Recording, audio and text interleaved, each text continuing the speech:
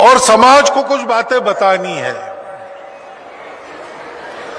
हम हिंदू समाज के लोग हिंदू के नाते विचार करते हैं तो बहुत सारी परिस्थितियां दिखती है अपने को, जैसा बांग्लादेश का आपने उल्लेख किया महाराज जी ने, घर के संस्कारों के बिगाड़ का माता जी ने उल्लेख किया।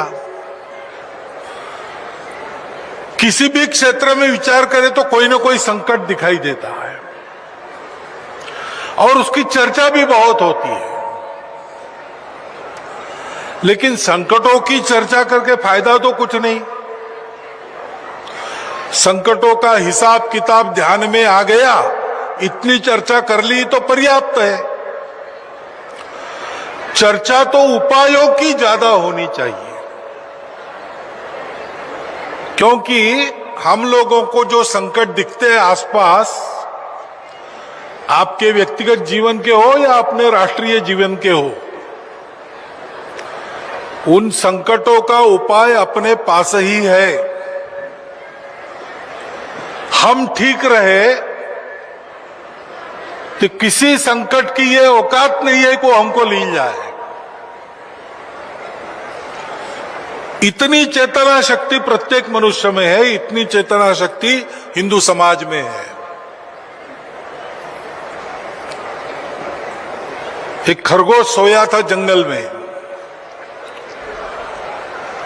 तो ताड़ के पेड़ का सूखा पत्ता ऊपर से गिरा खड़क से। तो खरगोश डरपोक तो होता ही है, छोटा सा होता है, वो हड़बड़ा के उठा, भाग के छुप गया।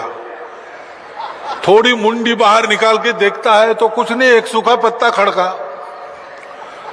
तो उसको ग्लानि हो गई, हे भगवान क्या तुमने मुझे ऐसा बनाया, छोटा सा, सबको डरना पड़ता है, मेरे मन का डर जाता नहीं। भगवान अरे कम से कम हाथी जैसा बड़ा शरीर तो देते, तो मैं किसी से नहीं डरता। अब भगवान सबकी सुनते हैं, उसकी भी सुन ली और तथास्तु कह दिया। तो खरगोश खरगोश ही रहा, लेकिन हाथी जितना मोटा हो गया। अब उसको आनंद हुआ कि चलो अब डरने की जरूरत नहीं। तालाब की तरफ निकला स्नान करने के लिए। तो मेंढकों ने कहा कि कौन से तालाब में जा रहे हो? वो नया तालाब जो कल दिखा हमने, वहां मत जाओ, वह मगरमच्छ रहता है, पानी में हाथी को भी भारी होता है, तुमको खा जाएगा। तो स्नान किए बिना उल्टे पर लौटना पड़ा। फिर से सोचने लगा, भगवान क्या फायदा है मोटे शरीर का, उस मगरमच्छ को डरना पड़ता है, उसके जैसी मोटी खाल और शरीर पर कांटे देते तो फिर मैं उससे भी नहीं डरता। तो भगवान ने फिर से तथास्तु कह दिया, उसके शरीर पर कांटे आ गए, खाल मोटी हो गई।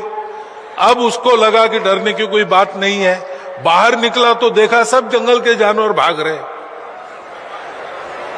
बंदर भाग रहे थे। पूछा उसने, भाग क्यों रहे हो भाई? बोले तुम भी भागो, जंगली भैंसों का एक झुंड इधर चला आ रहा है दौड़ते हुए, बीच में पड़ जाओगे तो रौंदे जाओगे, ये तुम्हारा मोटापा, ये कांटे वाटे काम नहीं आएंगे। तो फिर से जाके अंदर जाके रोने लगा, भगवान क्या मजाक लगाया है, मैं जब से कह रहा हूं मेरा भय जाता नहीं, भय जाना चाहिए, आकार मांग रहा हूं, कांटे मांग रहा हूं सब।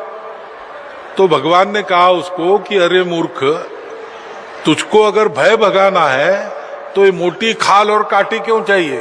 तुम्हारे छोटे शरीर में ही एक निर्भय हृदय मांग लेते तो तुम्हारा डर समाप्त हो जाता। हिंदू समाज की स्थिति ऐसी ही है।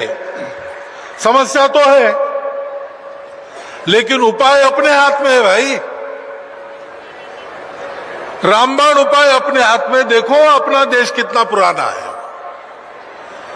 और देखो अपने देश के पास कितना उच्च विचार है, कितना अच्छा अच्छा तत्वज्ञान है, संतों का संग सदा मिलते रहता है। भगवान को साक्षात करने वाले संत और किसी समाज में आज उपलब्ध नहीं है जो हमारे समाज के पास है। और इसलिए संतों के संग से पाप धुल जाते हैं, ये बात बिल्कुल सत्य है, लेकिन हम करते नहीं। संग करना यानी साथ रखना। तो सम्मेलन में आए, संत जी के विचार सुने, यही छोड़ के चले गए तो फायदा नहीं होगा, साथ रखने पड़ेंगे। रामकृष्ण परमहंस जी को पूछा एक ने, दक्षिणेश्वर में रहते थे, वहां सामने गंगा है, तो उसने कहा रोज लाखों लोग गंगा स्नान के लिए आते हैं, गंगा पापों से मुक्त करती है, ये हजारों वर्षों से चल रहा है, अब तक तो दुनिया के सारे लोग पाप मुक्त हो जाने चाहिए थे, लेकिन ऐसा तो कुछ होता नहीं। तो रामकृष्ण परमहंस ने कहा कि देखो, ये जो यहां आते हैं ना, तो उनके माथे पर जो पाप बैठा है, वो सोचता है कि गंगा में डूबेगा तो मैं तो मर जाऊंगा, इसलिए उनको छोड़कर यहाँ पेड़ पर बैठ जाते हैं। फिर वो वहां स्नान वान करके जब वापस आते हैं, फिर से पेड़ से उतरकर इनके सर पर बैठ जाते हैं। तो हमें सत्संग में या विचारों में केवल सुनना नहीं है, साथ रखना है, और साथ रख के कुछ करना है। तो करने की बात समाज में ले जाना है। क्या करना है? 5 बातें करनी है। आप लोग अब ध्यान से सुनिएगा, क्योंकि ये 5 बातें आप सब लोग कर सकते हो, कोई खर्चा करने की जरूरत नहीं है, अलग से समय देने की आवश्यकता नहीं है। आप जो जी रहे हो उसी में ये 5 बातें करो। पहली बात है, अपने आंखों से अलगाव और भेद को निकाल दो। सबको अपना मानकर व्यवहार करो। लेकिन क्या करो? तो आप जितने इलाके में रहते घूमते हो, जितने इलाके में आपका परिचय है, उसमें जितने हिंदू हैं, हम तो सब हिंदुओं को एक ही मानते हैं, लेकिन दुनिया हिंदुओं में प्रकार मानती है।